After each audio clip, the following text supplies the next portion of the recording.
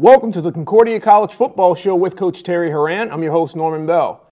Terry, you kicked off 101 years of Cobber football Saturday with a pretty convincing win against a formidable opponent in Nebraska Wesleyan University. Hey, thanks, Norm. Great to be back again. But yeah, 101 years of Cobber football, and what a beautiful day it was. And obviously with our new video board and bringing that electricity to a game day experience was pretty sweet to see. But yeah, I was proud of our kids. You know, it was a pretty well executed three-phased game by us, and defensively though, you know, they certainly played extremely well in my eyes. But Nebraska Wesleyan had an offense that, you know, with a returning quarterback and their top leading rusher and also their leading receiver back. So, you know, there was a lot of positive in their camp too, and I thought our guys did a great job defending them.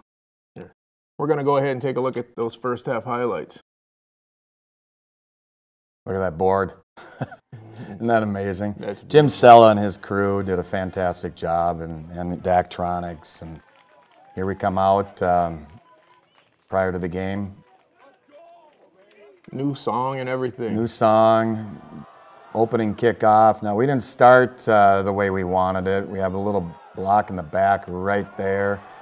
You know, it's one of the judgment call. You know, things happen for officials and they're bang, bang, but that would have been a great starting point for us to be on the 35-yard line on the first play. And our first series offensively, and we were a little shaky. We got a drop ball here and pin us deep, and so it wasn't the start that we wanted. And then we didn't have a great snap here, and we were lucky to get it off. Now Wesleyan's got a short field to deal with. We have a missed tackle there, but he comes back and makes a play. Now our defense is on the field, and pretty good pressure most of the day on their QB, and we get the ball back, and bam, first play, we run our triple option, and there goes Riley Sheridan, 90-plus yards for 6, and great hustle play here by Jordan Spaeth, that senior wideout. The little things that you want to do to make things happen for yourself. And then Tony Kostelecki pops through PAT. We had a delay of game on that, so there's some little things that we got to continue to work on. Here's our KO. Came down, nice play. We got Nolan Schmitz, a freshman out of St. Michael Albertville, and made a nice play there. He had an inside run play that was probably one of their biggest rushing attempts on the day. Here's Blake reading the option, and just a big, strong kid who's running much better this year than he was last year. Here we come back down the line, and they defended it pretty well. It was a 4th down play. We were in 4-down territory, and you know, that's something that we do a lot, and we just didn't read it very well. He probably should have gone the other way with the numbers the way they were. Here's their field goal. He had a nice leg on him. They had like 3 kickers on their roster, and when he came out as a lefty, I wasn't expecting that, so I was wondering if some kind of a trick play was coming, but he certainly banged it through and got their 3 points. And that was a little counter play. Here's a little reverse. Little action there, about a 15-yard game by Noah Foster, a freshman of ours from Moore, Minnesota, a very good football player. I don't know how he thread this thing through, as Dane was kind of in that path, but Kevin Marzloff gets his second TD ever, and both have come against Nebraska Wesleyan. How about that? It's pretty nice. So 14-3, that was a score right before half that we needed, you know, because it was back and forth, back and forth. Our Ds were on the field with a lot of short fields in the first half, and we thought we flipped that momentum the second half. But it was nice going in at halftime up 14-3. Yeah. When we return, we'll take a look at the second half highlights.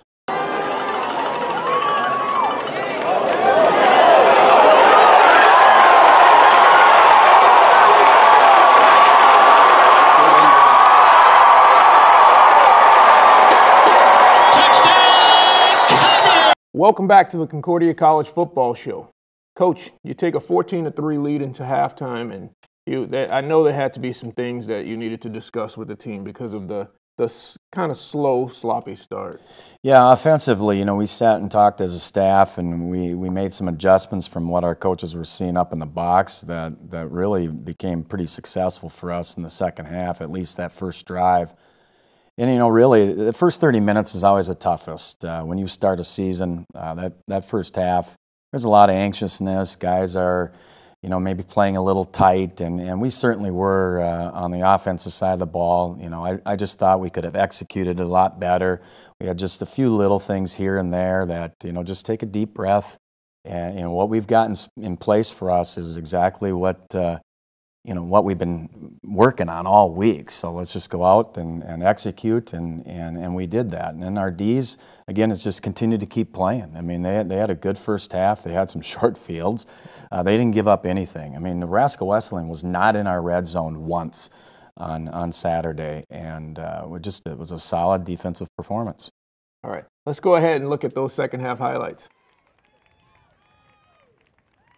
Here we come out to start the second half. Our Ds will be on the field first. There's Chris Clausen, gets a nice boot. And we had a delay of game penalty again, and I think our speaker was so loud that we didn't hear the whistle. But we got to check the clock. The play clock was running down, but those are little things that we gotta make sure we shore up. Our Ds came out and did their job and got a 3 and out, and a nice Nick Wilson caught the punt. We didn't get much on our returns, but catching the punt is huge. Here's Dane Ringquist, our power fullback, getting some good positive yards. We had a great crowd. Student section was into it. Here's Alex Berg with his punt, and had a good shot at trying to knock that back into play. Pressure on him all day long. He heaves one up. And kid made a great attempt. We were right on his hip. They're punting again, a little rugby-style punt that we fielded. So we're right around midfield. So you can start to see kind of that flip in field position now. Yeah. Here's Blake back to work with a little dig route to Jordan Spaeth. Hit him nice. And again to Kevin Marzloff, a little hitch route. Picks up another 8-9 yards. I thought, and here's just a little play-action pass off of our triple option. And Ryan Seahawk catches that touchdown pass. 2 touchdown passes on the day. I think that might have tied where we were at last year. But Blake was throwing the ball pretty well. There's another great kick, and our KO coverage did a great job. Their average starting point was about the 21-yard line, and we reached that goal. Our goal is to keep them under the 25-yard line. Jake Ehrholz came out of nowhere. I mean, he flew and made that play. Great anticipation, and he read that perfectly, gave us a short field, and a few plays later, we're in the end zone. Blake, a little ball security here. My heart started fluttering a little bit. And there was a few times on the day, a few different guys that we noticed some ball security issues that we got to shore up in practice. But it's all coachable. But we're in the end zone. Blake's getting some love, and that was set up by our Ds, and now we're up 28-3. Here's Chris Clausen with his kickoff again. And they decided to fair catch that, put the ball out to the 25-yard line. Nice little move, missed tackle by us, but a nice move that gave them about a 15-yard gain. They had 2 pass plays over 15 yards, and they had no rushes over 12, so that's a pretty good day at the office for our Ds. Here's a great little counter play that we got some pretty good yards by Mike Heitzman, our senior tailback. We were in the red zone, and we were in the red zone twice where we didn't score, and one of which was the field goal that we just were a little wide on. We recovered a punt, and we were inside, and we took 3 knees. So we were 3 for 5 in the red zone, but a little skewed there. School song never gets old, Norm, never does. And being in the locker room afterwards with our guys, and that was pretty exciting. And then to be able to share the news of Brandon Zylstra making the Vikings 53-man roster, that was pretty cool to share with our team afterwards. That was amazing. That made for a really, really great day. The season opener, brand new video board, one of your former players making the 53-man roster of an NFL team. You couldn't ask for a better day. No, it was a great day to be a Cobber, that's for sure. When we return, we'll catch up with defensive coordinator Kyle Bakken.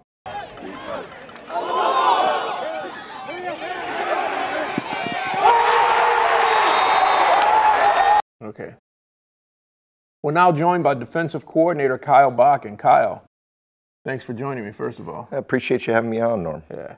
Defense with a stellar performance this past Saturday. It was expected that the defense was going to be sound again this year. Just talk about some of the returners you have on your defense and the scheme you run. You know, and the guys we got back, we got a really good group of guys. Pretty proud of them, and they've worked hard throughout the years, and they've come together. They're experienced, and they know that, and you know, they get after it. And you know, there's some things always to improve, but we were pretty happy with their performance in week 1, and just got to get ready for the next week. And the 3-4 scheme, what advantages do you have in the 3-4 scheme, and why has it been so successful for you? Well, what we like about it is we can use the abilities of the guys we have in the system and what we can recruit. So, you know, we need our front 3, got to be physical but athletic guys, and be able to get after it. And then with our 4 linebackers, and we can be multiple in a lot of things that we do, and that's been it's been good for us. And the big part has been it's been good for the type of athletes and the guys that we have in our system. Okay. What type of challenges did you see coming from Nebraska Wesleyan this past year? I know they like to throw the ball. Was that something you specifically schemed? Yeah, this week there was 2 things. You know, it was kind of a 2-headed monster. Their running back and their QB. We wanted to stop the run and take him out of the game. He was, you know, 1,100-yard rusher last year, and he was also their leading receiver with 59 catches. So we really want to take him out of the game and control him, and then get after the quarterback, keep him in the pocket, pressure him, make him throw some quick throws and early throws, and let our guys play in the back row. And that was really the game plan for the week. Okay. Now, the black shirt defense, we talk about this a lot, but everyone on defense wears a black shirt, but you have to actually earn the official black shirt. Am I correct? You do. You come out to practice, you'll see guys wearing a jersey that will have the Punisher logo on the front and their name and number on the back. And what they've done is they've earned their black shirt. And all the awards and individual awards are really team awards. It's QB hurries, QB hits, pass breakups. But we pride a lot on getting off the field. So 3rd down stops, being relentless to the ball, and those guys have really earned those, and they get that pride of putting that jersey on in practice. Okay. What are some of the things that concern you with this upcoming week traveling to Whitewater? You know, for us, it's time just to focus, and really our mentality defensively is it's like a conference game. It's a style of game, the type of game that we see in the MIAC, and for us, it's no different than playing the top teams in our conference. And so from a physical standpoint, they're big. They got great athletes and a great system there. And for our guys, it really comes down to focusing on what we do and executing our things and playing the way we can play. And if we do that, we tell them, make them earn everything they're going to get. And if they're going to beat us, they're going to line up and beat us. But we just don't want to beat ourselves. And so that's the mentality our guys have week in and week out. Now, on a personal note, your wife just retired from her military service, right? She did. It's kind of, she retired from military service. There's kind of a tongue-in-cheek joking, is she fully retired or just retired from the military? And you can about imagine which side of the conversation that's on. But she had a great career. Pretty proud of her and very proud of her. And it's fun to see. And she's on to a new venture and allowing me to coach football. Doing something I love, working with the guys here and the staff here, and we'll see what her new venture is going to be. Okay. And your son Jonah got some playing time. He is. Friday night. He did. You know, it's a proud dad. He's only a sophomore and playing JV and get some of that mop-up time and on varsity, and it's been good. First 2 games this year he's gotten in, and I kind of look at it from a dad coach. Pretty proud as a dad, but as a coach I tell him take advantage of any opportunity you can, and you get that experience and keep working hard, and he's the type of kid, so he's pretty excited about this season. Awesome. He was smiling ear to ear when I saw him Saturday. He told me he played the 3rd quarter. I'm like, awesome, man, awesome. Yeah, and he's it's the fun part, kind of the family atmosphere here, is he's been on road trips with us. Yeah. So they went on a big road trip, and that was nothing new for him, but it was different because he got to be a player, and he was excited just to do the pregame and the walkthroughs and the warm-ups and stuff, where as a kid he'd watch these college guys do that, and that was pretty exciting for him. Oh, yeah.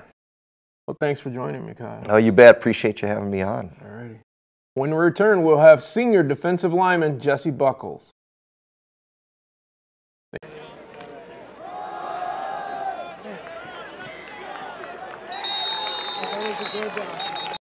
All right. We're now joined by senior defensive lineman Jesse Bucholz. Jesse, thanks for coming to the show, man. Thanks for having me, Norm. No Appreciate problem. it. Perham, Minnesota. Yeah. The Yellow Jackets, right? Yep, the Yellow Jackets. We are, call ourselves the School of Champions, and I think we have a lot of tradition there and a lot of pride that goes in our community with athletics and also our schooling now. So, yeah, I grew up in Perham, so. Awesome, awesome. So tell me a little bit about your major, what things you like to do in your off time. Okay, yeah, I have my elementary ed major. I have a social studies endorsement as well, so I can go up to 8th grade in my teaching career. Things I like to do outside, just kind of usual stuff, Midwestern kid, I guess. Hunting, fishing. Me and a couple of the guys on the team go duck hunting here in a couple of weeks, hopefully, and just like to play Fortnite, just usual college kid stuff. So yeah, just like to have fun with the guys and hang out. So okay. So what made you choose Concordia? I just like the small campus atmosphere. Coming from kind of a small town like Perham, just smaller class sizes and that. You're not dealing with too many people. You kind of know everyone in your class. Like kind of just like a small town like Perham. I got done. It's kind of funny. I got done student teaching there in Moorhead at Horizon Middle School this past May, and they had one house that was bigger than my whole graduating class in their 8th grade, and I thought that was pretty funny. I told my students that like you guys have more in one house than I graduated with, and they were just in shock because they probably think that Moorhead's not that big of a town compared to others. So that was a pretty cool situation. So yeah. I got you. So you, as the nose guard in the 3-4 scheme, you're expected to take on a lot of double teams and things like that. Is that your primary responsibility? Yeah, yep. I guess we always kind of talk about kind of just making sure to keep our backers clean in that, and I try to take a lot of pride in that. I try to kind of base a lot of my success off of how Alex Berg and Andrew Thompson do during the games and that, and if I see that they're most of the time pretty clean and that, and they're able to get their reads going, and that's usually how I base my success. But hoping to kind of improve my own even a little bit this year. Been working a lot on my speed and more, I guess. Working more on my speed and get off and just more pass rush moves, and hopefully just causing more disruption in the backfield this season. So, okay, so the last season you were probably 310, 315, somewhere in that area. Yeah, 325 actually. 325, so. And you're 260 pounds now. I am, yeah. What did you do in the off season to drop the weight? I just started tracking calories. I met with a dietitian after my sophomore year, and just didn't really fully commit to it the way I should have and that, and just kind of seeing the same kind of performance as I was at last year from my sophomore year and that, and just kind of wanted to become more of a presence, I guess, more like be able to fly around more, cause more havoc in the backfield and that, and I think it all starts with speed up front, I guess.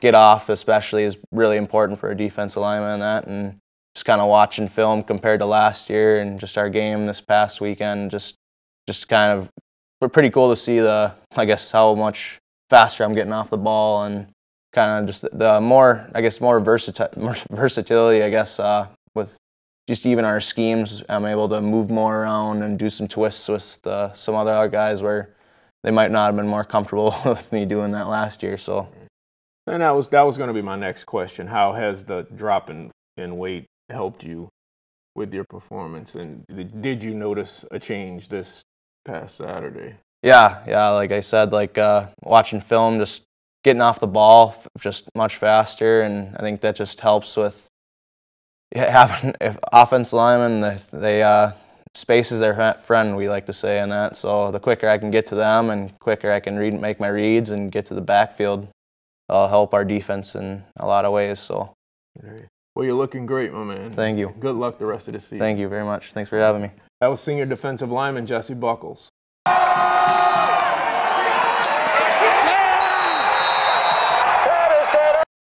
Welcome back to the Concordia College Football Show. Terry, the boys hit the road this week, go down to University of Wisconsin-Whitewater, top 25 matchup. Yeah, it's going to be a great test. It's an incredible atmosphere. I was down there a few years ago when Whitewater hosted St. Thomas in a national semifinal game, and I was blown away by their facilities. They're very much D1-like. They've got a huge renovation to their home locker room side. You know, they got a big video board. They got cannons. I mean, it's a carnival atmosphere. But it's exactly what we want as a football program. We want to play the best. And Kevin Bucholz and their staff, we have a lot of respect for them. They've got a great football team. They took it to Dubuque in their opener, 38-6. And defensively, they have 10 of their 11 starters are back. They play with an attitude. They're physical, they're aggressive. It's an even front style defense, and offensively, they got a 3-year starter back at quarterback. He's got a lot of weapons around him. They had a running back that scored 4 touchdowns that I think kind of tied one of their records, but they're big up front. I mean, they're a top team in the country, and this game will prepare us for our league play. We want the atmosphere, we want the physicality of the game. We want, this type of competition. That's why we've scheduled Wisconsin-Whitewater. And it's safe to say they'll be eager to have the Cobbers at their home stadium after the loss last year. Yeah, absolutely. But you know what? If you're a competitor, that's what you want. And I know our kids are excited for the opportunity. And I mean, it's a West Central or a West Region opponent. It's Wisconsin-Whitewater, who's won 6 of the last 11 national titles. And we're at their place. So this is a playoff-type game, and it'll be a playoff-type atmosphere. They get great crowds. Their stadium, I think, holds about 13,000 people. They've got a concert series, so there's going to be a concert prior to the game. So it's going to be an atmosphere now that our kids, I think, are going to really enjoy, and it's going to be a fun one to play at. I'm looking forward to that. I am too. Thank you. Yeah. Well, the Cobbers travel to the University of Wisconsin-Whitewater for a 1 o'clock kickoff this Saturday. This has been the Concordia College Football Show with Coach Terry Horan.